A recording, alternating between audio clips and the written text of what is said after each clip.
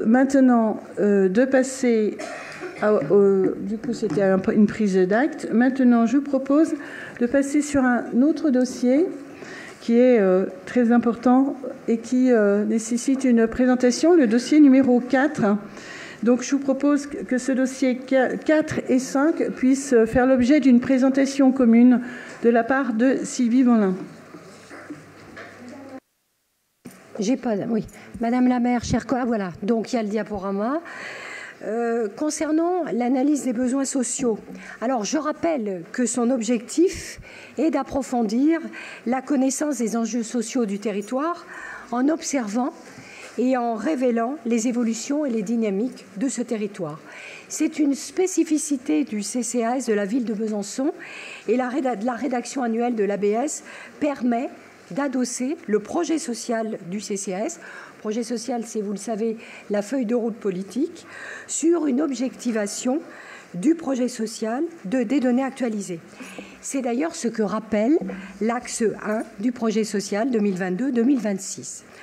Pour effectuer cette analyse, le CCAS s'appuie sur une approche partenariale qui permet d'affiner le travail de ressources statistiques et de collecte d'informations.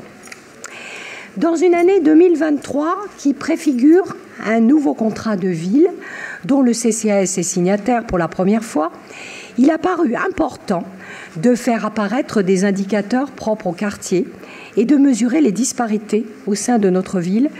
Le focus quartier est donc celui qui a été retenu par l'ABS 2023. Cette analyse permet d'apprécier les différentes évolutions socio-démographiques de Besançon autour des 5 grandes thématiques que vous connaissez par cœur maintenant: le contexte socio-économique, la démographie et la population, les revenus et le niveau de vie, la santé et la prévention, et l'habitat et le cadre de vie. Cette production est réalisée avec la contribution de nombreux partenaires, et notamment l'Agence d'urbanisme de l'agglomération de Besançon, l'ODAB, mais également l'INSEE, France Travail, la CPAM, la CAF. Par ailleurs, au-delà du document papier de 40 pages que vous avez, le site internet de la ville permet d'accéder aux analyses quartier par quartier.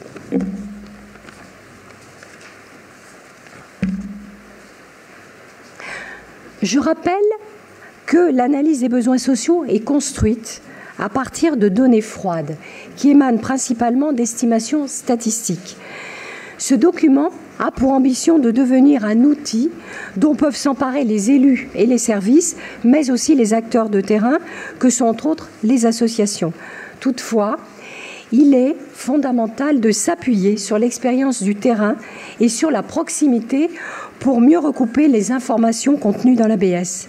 C'est d'ailleurs ce qui ressort des échanges que nous avons eus le 11 mars dernier avec les associations en amont de la rencontre organisée par le CCAS. Je veux parler du forum l'indissociable. Cette appropriation de l'ABS est d'autant plus nécessaire que la donnée statistique reste un indicateur estimatif sur des périodes données souvent qui sont basées à N-2 ou 3. La lecture de l'ABS exige donc de la prise de recul. Alors, je vais maintenant passer sur les différentes thématiques. En premier lieu, je vais évoquer le contexte socio-économique. Alors, ce chapitre propose une lecture du contexte national décliné aux échelles régionales, départementales et locales, Besançon, Grand Besançon. Il rappelle le contexte d'une inflation qui constitue un phénomène majeur depuis plus d'1 an, qui est certes réduite, mais dont les impacts sur le pouvoir d'achat restent significatifs, notamment sur les plus fragiles. Les données de l'emploi, si elles performent les données régionales et nationales, ne doivent pas non plus occulter de réelles disparités et fragilités territoriales. Celles-ci, d'ailleurs, sont illustrées par une cartographie insérée dans le focus quartier. À l'échelle des iris, les disparités et concentrations de fragilité sont clairement visibles. Dans chaque thématique, vous avez la focus quartier et à chaque fois le rappel par quartier de l'analyse de la thématique. Donc là, le contexte socio-économique. Concernant la thématique de la démographie et de la population, Eh bien, ce chapitre prend des données principalement issues du recensement de la population de 2020. Donc vous voyez un écart considérable par rapport à nos jours. C'est pour ça qu'il faut il y a une prise de recul nécessaire. Il met en évidence le vieillissement de la population ainsi que les dynamiques et mutations qui sont à l'œuvre à l'échelle du bassin de population comme à l'échelle des quartiers, en distinguant là aussi les disparités entre les secteurs d'un même quartier. Concernant la thématique des revenus et niveaux de vie, eh bien, les données disponibles, si elles offrent quelques indicateurs positifs, se révèlent quand même être en trompe-l'œil, avec une paupérisation accrue de certaines populations fragiles. Si, fait inédit depuis longtemps, le taux de pauvreté des jeunes se réduit, eh bien cette fois-ci, c'est celui des seniors, 60 ans et plus, qui évolue défavorablement et interroge pour des populations qui ne peuvent compter sur une évolution notable de leurs revenus. Et dans le focus quartier, justement, les marqueurs territoriaux forts que constituent la répartition des ménages bénéficiaires du RSA ou encore le niveau de sollicitation des points de distribution d'aide alimentaire dans les quartiers, dont je rappelle le CCAS et le coordinateur en appui des associations de proximité, apportent la confirmation de ces points de fragilité. Concernant le focus, la thématique de l'habitat et cadre de vie, eh bien, les chiffres clés font ressortir des niveaux de tension, c'est-à-dire de besoins sur l'offre de logement social dans un contexte de vacances tout à fait relatif du parc privé, lequel ne répond pas nécessairement à la demande. Il paraît utile de préciser qu'un taux de vacances raisonnable se situe autour de 6 à 7%, et que supérieur à 7%, le taux de vacances peut signifier, entre autres, une surabondance de l'offre vis-à-vis de la demande. En deçà de 6%, il reflète une forte tension sur le marché du logement, c'est-à-dire une faiblesse de l'offre au regard de la demande. Dans cette thématique et dans votre ABS, la problématique de l'habitat indigne et insalubre est également abordée, domaine dans lequel le CCAS intervient régulièrement aux côtés des agents de la direction santé publique de la ville. Le focus quartier, là encore, apporte une vision détaillée de la répartition des logements sociaux et des indications sur les particularités des différents quartiers. Concernant la santé et prévention, qui est la 5e thématique, sont mis en avant le changement climatique, les périodes de canicule. L'ABS revient en effet sur l'année 2023, qui a été marquée par un épisode de chaleur inédit, et sur, bien sûr, leurs effets sur la population, notamment les personnes fragiles. Il donne des perspectives sur le besoin actuel et futur d'accompagnement et de prévention sur le plan médical et médico-social. L'ABS aborde le rôle d'outil de coordination des acteurs et politiques locales de santé que sont la CPTS, Communauté professionnelle territoriale de santé, qui a été créée en mars 2023, et la CPTS aide les professionnels de santé à mieux structurer leurs relations et à mieux se coordonner entre eux avec l'ensemble des acteurs de la santé. Le contrat local de santé également est un outil précieux dont le CCAS est signataire avec la ville, bien entendu, et à l'œuvre, cheville ouvrière, la direction de la santé publique. L'accent est également mis sur les récentes études publiées en matière de santé mentale, qui devient, vous le savez, un sujet central de santé publique et dans lequel le CCAS s'investit particulièrement, avec l'ARS, avec le centre Novilla et avec le département. Au travers des études d'impact en santé qui peuvent être menées sur le territoire, c'est le concept de santé globale qui est abordé pour appréhender de façon complète les enjeux et les besoins en matière de santé. Là encore, le focus quartier s'appuie sur des indicateurs révélateurs de moindre accès aux soins et à la prévention selon les secteurs, tels que le taux de couverture complémentaire santé ou de médecins traitants déclarés. Voici donc pour l'ABS. Je vais donc poursuivre avec la présentation du rapport annuel d'activité qui est un instrument de communication interne et externe, parce qu'il constitue un outil d'évaluation de la mise en œuvre du projet social 2022-2026. Il décrit et il explicite le travail qui est effectué par l'ensemble des services du CCAS dans le cadre des 6 axes prioritaires du projet social.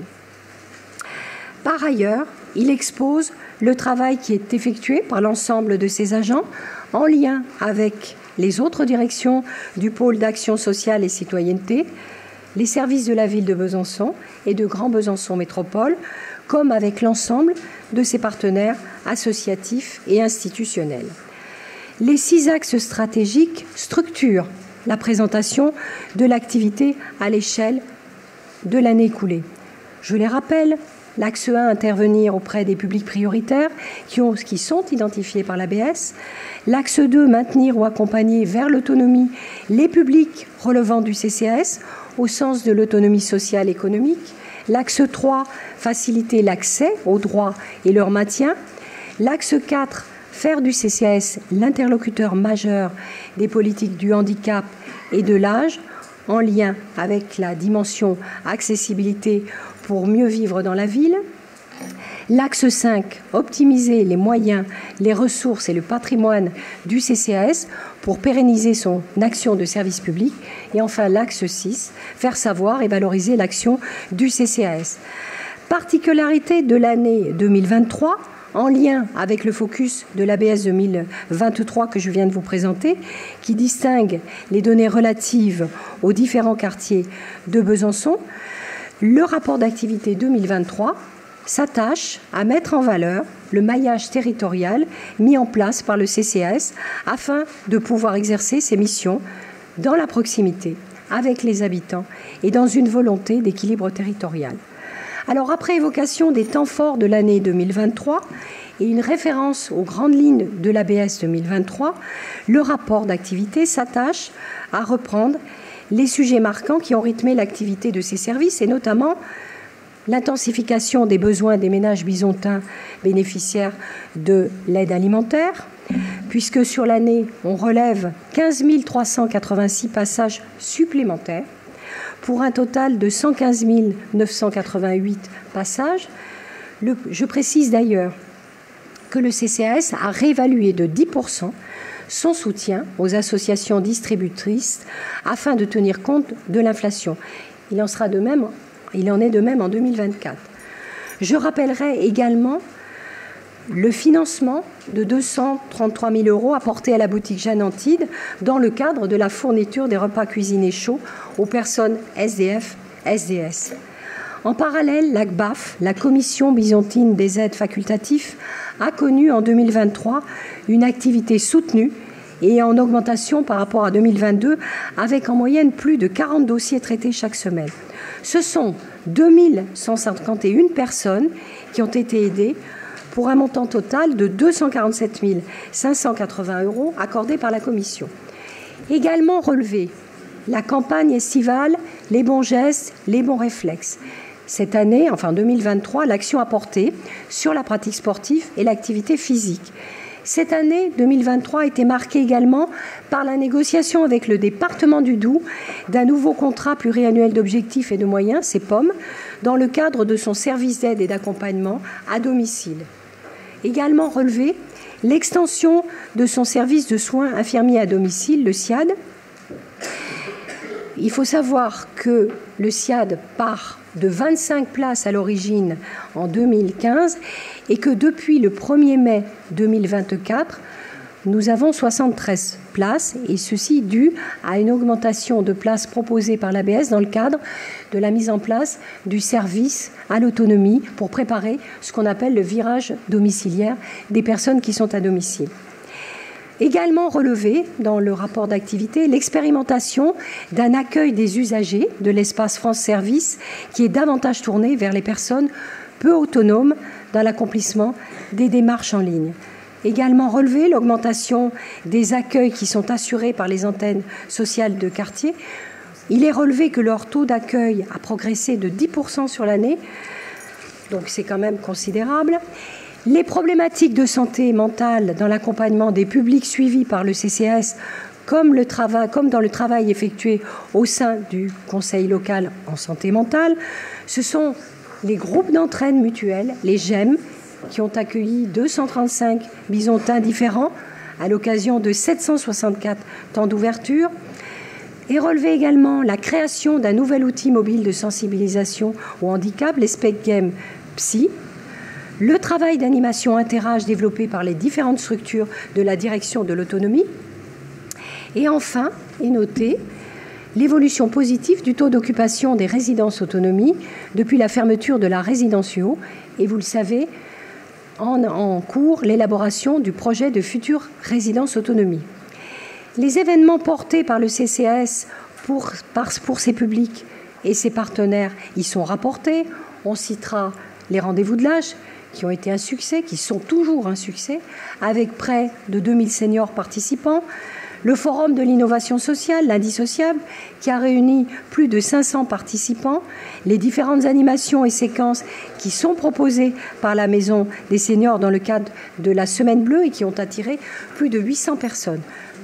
On évoquera l'exposition des rencarts au Cursal, qui va d'ailleurs bientôt avoir lieu tout début juillet, et à laquelle je vous invite, bien entendu. Alors, outre l'évocation de tous ces moments forts, ce rapport livre de nombreux éléments chiffrés qui sont relatifs à l'activité des services, aux données budgétaires et aux ressources humaines, mais aussi à l'évolution du contexte social, toujours en lien avec l'analyse des besoins sociaux, puisque le socle de la politique sociale de la ville et de son CCAS, c'est toujours l'analyse des besoins sociaux, analyse annuelle.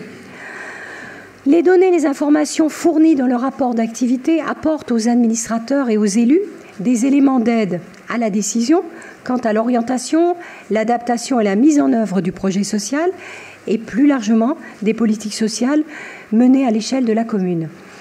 Le rapport d'activité est également un outil de reconnaissance et de valorisation du travail engagé par les agents de l'ensemble des directions et des services. Il assure un rôle de communication interne au CCAS et transverse aux 3 entités CCAS, Ville, Grand Besançon, Métropole. Conformément à l'axe 6 du projet social qui vise à faire savoir et valoriser l'action du CCAS, cette publication annuelle largement partagée contribue à l'attractivité des métiers du CCAS, métiers d'ailleurs qui sont valorisés dans leur diversité et dont le caractère opérationnel est bien mis en évidence. Il s'agit d'un lien à l'usage des partenaires, parmi lesquels les financeurs et tutelles du CCAS. Le rapport permet enfin de rendre compte publiquement aux élus, comme à l'ensemble des bisontins et bisontines, de l'action sociale portée par le CCAS auprès des publics fragiles. C'est d'ailleurs à ce titre qu'il est chaque année librement consultable sur le site internet de besançon.fr, après donc sa présentation en conseil d'administration, qui a été faite le 12 juin, et en conseil municipal ce soir. Je soulignerai d'ailleurs, pour terminer, que la rédaction du rapport d'activité est effectuée en interne par la mission d'appui à la direction générale du CCAS, que je remercie pour son travail. Seule la composition graphique bénéficie d'un recours à une prestation externalisée. Et puis, souligner que depuis 2023, il a été décidé d'élargir l'accessibilité à ce rapport et d'y associer certains publics, notamment usagers du CCAS, d'ordinaire exclus de la lecture de ce type de document. Donc une version plus synthétique et rédigée en référence au principe du FALC sera donc disponible d'ici à la fin de l'été et diffusée auprès des structures intéressées. Je voudrais, Madame la maire, remercier l'ensemble des services et je voudrais avoir une pensée émue pour notre Philippe. Et je remercie Jean-Hugues aussi.